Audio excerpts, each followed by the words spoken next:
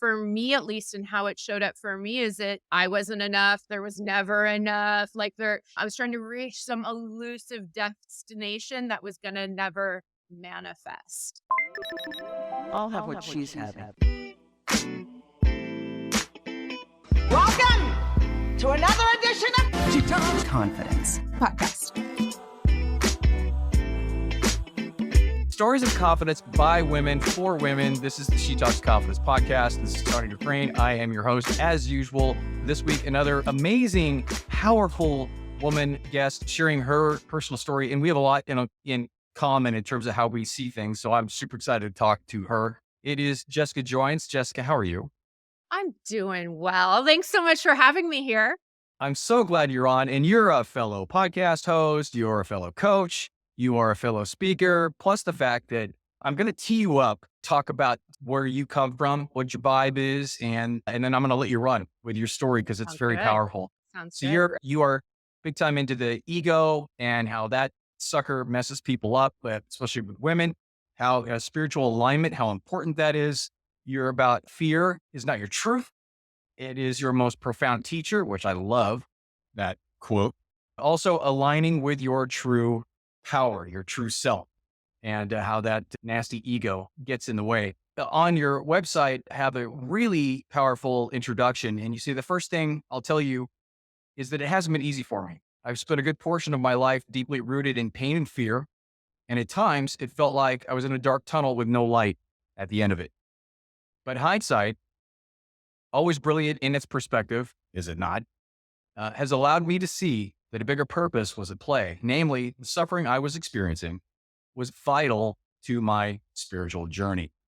So I'm going to just hand it over to you and take us through what happened and where that pain was at and what you could have discovered along the way and how you got to the point where now you are a mentor, you're teaching and you're coaching and you're speaking.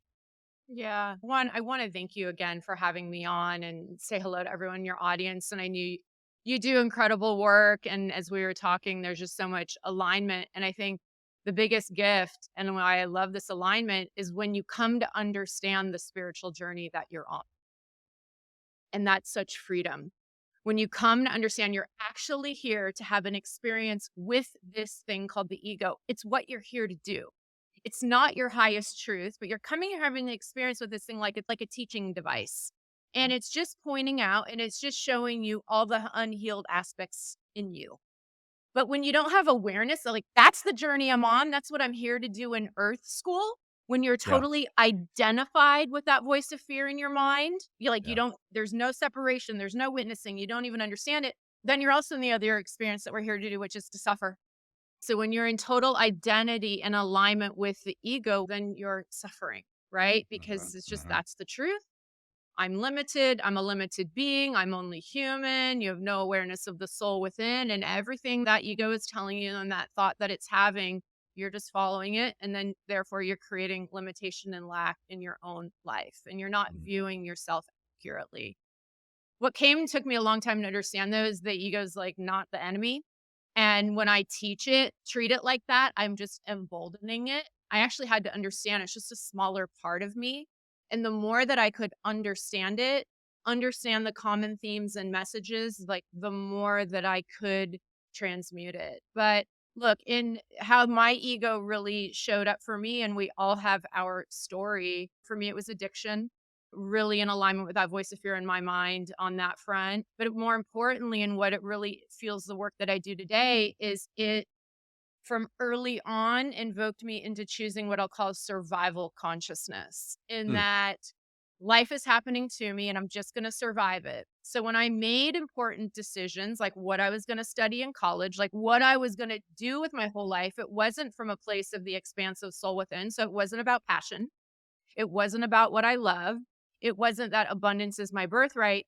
It was like, I figure out something I'm good at, competition, survival, and do that to make this thing called money and just try to survive this life. So by the time I'm 48 today, by the time I was 36, I was reaching burnout. I was on that hamster wheel. I felt trapped by my life. So now I'm in self-induced survival consciousness, huge, massive career in advertising, living in New York City, But I had created all this because I was so identified with that voice of fear. In the context of women, when you listen to that voice and now it's being validated by levels of external success, like in the workplace or whatever the case may be, if that limited belief system is actually working for you on some level, it makes it even harder, don't you think? Versus if you were already not very successful, you're going to question your choices anyway. But now, why would you question your choices if things are actually coming to you, but you're still unfulfilled? And that's why you start thinking about questioning your choices, right? From my conversations, it seems very similar in terms of the experience with it. But yeah, when you're identified with that voice of fear in your head, for me at least, and how it showed up for me is that I wasn't enough. There was never enough. I was trying to reach some elusive destination that was going to never manifest. Was it a carrot on the stick, basically? Did you keep moving the carrot? I don't even know if I was conscious enough to be thinking about a carrot. It's more when you just have that unconscious programming Mm-hmm. and you're just going and you're going up a lot. I don't even know if I was like really consciously, oh, it's here. It was just more innate unconscious programming of you just keep going and climbing. Like you just keep going for more. Did you have some sort of goal or objective where you thought, okay, now I'm going to feel good. Now it's going to be fulfilling. And then when you reached it, it wasn't, and you kept going? Or did you never set a point where you're like, okay, this is going to be where it's validated or I feel amazing or fulfilled? I left a company every 2 years for 18 years. I was looking to find that thing I really wanted, which was a place it's really loving what I do for work. And because of the industry I worked in, which is known to be quite toxic, I kept thinking it was the place and Mm, not that I wasn't doing what I love. It took me a while to figure that out. So for me, and it was from very early on, I didn't want to dread going to work. I wanted to be happy going to work, but I didn't understand what was missing. And I think a part of me too, I had spent so much college, all this investment into this career. I really couldn't fathom that I yeah. had picked the wrong thing. So I kept blaming it on the place. Plus, you're like, wow, all this wasted time and wasted energy and all this Oh, yeah. money into the education, and I can't, and then I don't want to do anything. That's a huge thing. I've had clients that have gone through med school and started, and she turns around and goes, "This is not for me," Yeah. Yeah. because they realized that the narrative about being a doctor was not their own. Yeah, exactly. And I think we all wake up to those stories in different examples of our life. And I think career is a really big one of them. Look, me, I hadn't ever really asked myself, what do you want? What do you love? And what do you want to do with that? It wasn't even my realm of possibility. That would be in a consideration. So I Right. picked something I like and Yeah. something I thought I could be good at. And it took me a long time to wake up out of that. Was it a slow burn to wake up out of that, No. or was it something where Oh, to you wake up out of it. there was an yeah, where was it an itch that was there the whole time, or The was it an pain was always epiphany? there, I just didn't know the way out. So the waking How up out of it was a yeah, bit of a slow burn with some sudden aha awakening moments embedded and with then it. what was finally the straw that broke the back on that? It was in my last role. I was now a global CMO of a massive company. And for the first time, and no offense to any companies I used to work for, but for the first time, I actually was working for an incredible company that was really took care of its people. It was like a family. I was treated incredibly well. And it finally just goes, oh, you don't love marketing. It's not like the problem of these lit places. Actually, it's the thing you're doing that you don't love. Mm, So it took me a long time to get clarity on what it is. And then around the same time, I'd had a few spiritual experiences that I just started waking up to the notion of purpose or soul purpose, SOUL, was not even something that was in my vocabulary. And that's when things started to shift for me. And yeah, and that's when I decided I was going to make a change. how did you find yourself in the spiritual alignment realm, in the soul purpose realm, and that was that like a friend that said, "Hey, you should listen to No, Tony I'd Robbins always tape been or a something," or spiritual I wasn't raised with any kind of religion or spirituality, but since my early 20s, I was always a spiritual seeker, just on my own accord. It's like I read A Power of Now in my Mhm. 20s. I was given A Course in Miracles on my 30th birthday. I went to Agape here in Los Angeles, arguably like the biggest new age Oh yeah. church in the world for years. And so that had been seeping in for a long time. It just and that's like really what my book is about because I was doing all the spiritual study, but I wasn't being able to practically connect it to like my real day life and how that would apply. And I just wasn't fine. It took me a while to find that intersection and okay, what does that mean? What do I actually do? Isn't that amazing? That happens so often. And then clients come to you or your friends are coming to you and saying, I'm doing all this stuff. I'm reading all these books. I'm going all these personal development stuff. But it's not correlating. I don't know how to do that. It's almost like apples and oranges, right? You can't mesh them together. What was the secret sauce to finally integrating all of that into your having a kind of a come to Jesus moment saying, oh, wait a minute. First of all, I'm not integrating all this stuff and then starting to do that. Cause that's always the hardest part is the first step. Yeah. I followed all the paths and tools that are available to us, whether it's like traditional career coaching, skills assessment, all the different kind of things to figure out what you should do career wise. But again, and again, it just started to be an own inner knowing that started to awaken within me in all honesty. And I just started to see that's survival consciousness. That all these things are like, what are you good at? Competition, like you got to compete to survive this world. It wasn't anything anyone told me. It was Mm, really, I would say, through meditation that I just started to have an inner knowing within come online for me and mm. start to guide me. And I just started really hearing messages from my heart, from my guides that were really pulling me forward and showing me how to move forward and to do this. And it was really to take a lot of the spiritual, the ancient wisdom teachings I had been really embedded with and studying, and to just start to experiment with practical ways to apply it to this situation, which is what I started creating in my book as a course book. It's really the lessons I created that I Mm. did to move out of what I was doing and into living my soul purpose.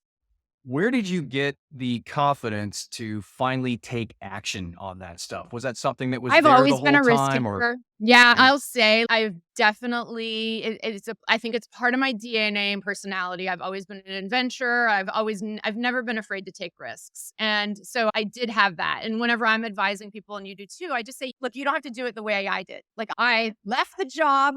oh, wow, I so didn't have a huge plan. leap. Oh yeah, Right. I leapt into the unknown. I was like, I'm gonna take Mm. a year and I'm gonna figure this out. But that's what my heart was guiding me to do. That might not be like what you or anyone's listening's heart's guiding to do. So it's truly like, where is your heart guiding you? And for me, that's just where my heart was guiding me. It was a leap into the unknown and just a real faith that if I did that, if I trusted if I my title of the book, Dare to Believe, it's if I dared to believe in my heart, that like the path would unfold, the net would be there and I'd be Trust, supported. right? And the net Yeah. would be there, right? Even without the net, then it shows up. Yeah. When somebody comes to you as a coach in that context, and she says, "This is where I'm at. I get it. Finally, I do. I can see the ego from 30,000 feet. I know my limiting beliefs. I'm aware of it. I need to make a step, but I am scared beyond belief." Well, typically, what is your direction to that? I have a lot of women come to me that are fearful. And again, it's about where is your heart and just starting to hear where their heart is guiding them. Knowing again, like the more you step into listening to your soul purpose and listening to your heart, the louder the ego gets. That's what it does. And when you can start to Yep. understand that, witness and just again, and what I always say is just take the actions that are alignment with your heart, whatever they are for you, not where your voice of fear is guiding you. And if you're able to do that in whatever way is unique to you, like you are in alignment with your soul purpose.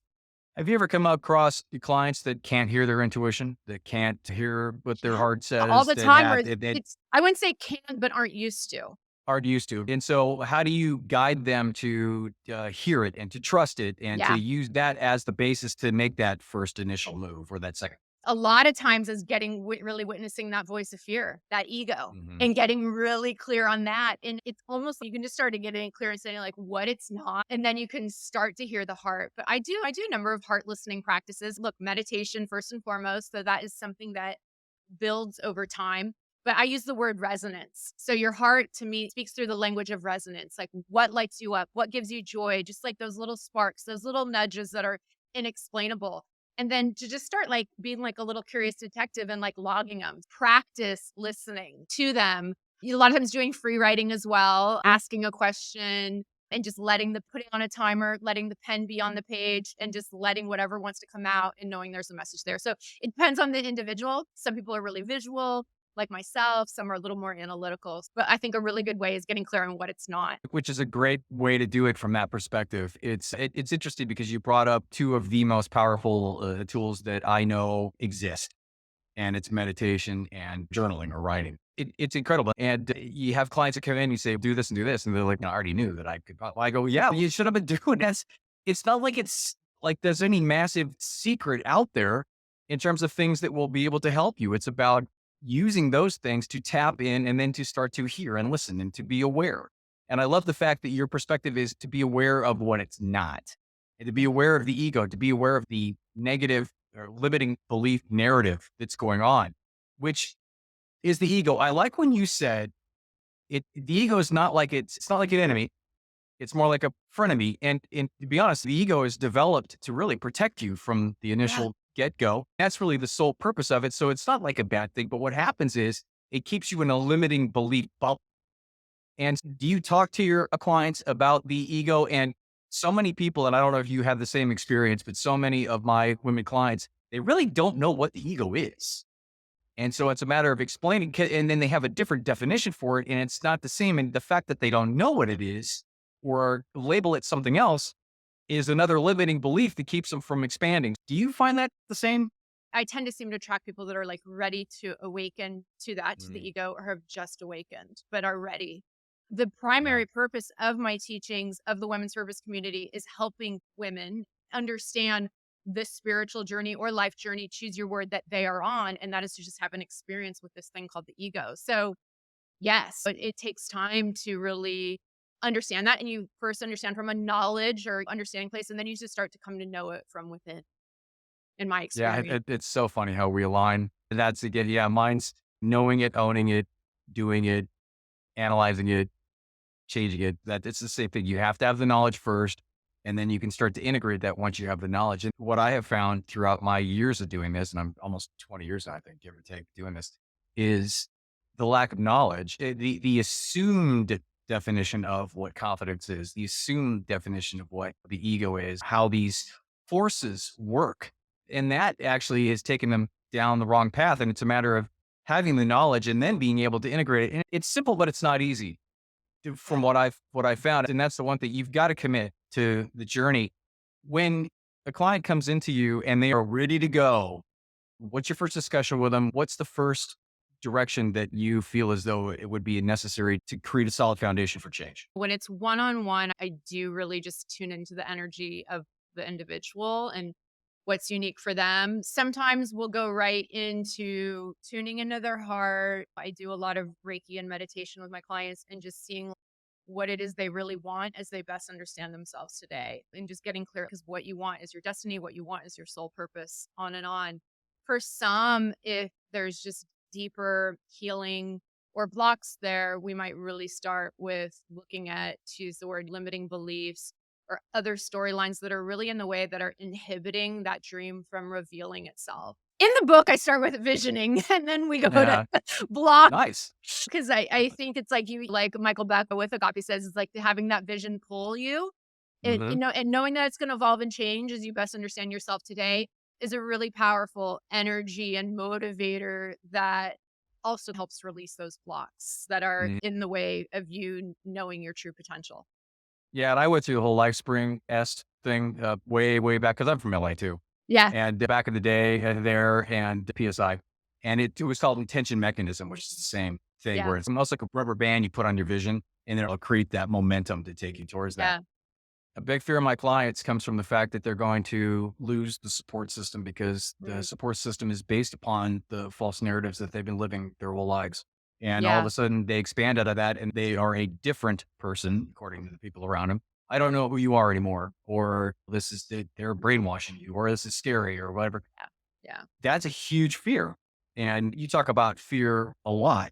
How, in that situation, would you direct a client to manifest excitement or manifest gratitude or like create their new tribe or their new environment to navigate through that loss that does happen every single time when you expand out of where you're at? Yeah. It's, now you're mentioning that, the reason I probably haven't heard that a lot is because the woman's purpose, they're doing it in a community of women that are doing the same thing.